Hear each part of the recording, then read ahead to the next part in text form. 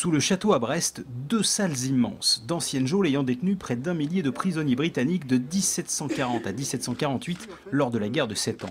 Si ce n'est un secret pour personne, ce qu'elles renferment encore l'est davantage. Aussi bien la Marine nationale que le Musée national de la Marine ne connaissaient pas très bien l'histoire et si on savait qu'il y avait des graffitis, on ne savait pas combien et ils n'avaient jamais été répertoriés.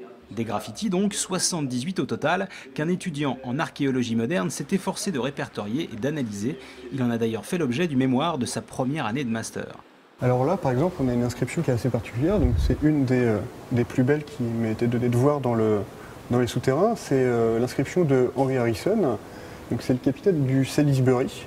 C'est un navire qui faisait 400 tonneaux. C'est l'exemple typique. On a le prénom, le nom, le port d'attache. Alors ça c'est plus rare, mais la plupart du temps il y est.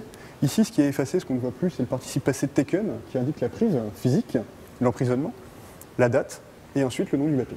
On en apprend un peu plus sur la vie de ces hommes, parce que finalement les graffitis en tant que tels ne sont intéressants que si on regarde ceux qui les ont gravés. Donc c'était ça un peu l'objectif de l'étude. Alors on en a deux ici qui sont assez remarquables aussi. Celui de Ben Hughes, of Bermuda et celui de G. Hick. Contrairement à celui de Henry Harrison, on n'a aucune trace dans les archives de ces deux hommes.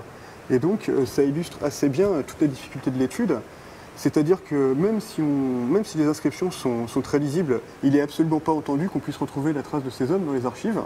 Et là c'est le cas, ce qui est un peu frustrant. Travail accompli à Brest, mais Étienne a encore du pain sur la planche, puisqu'il va s'attaquer cette année à un autre lieu de détention, à Dinan cette fois.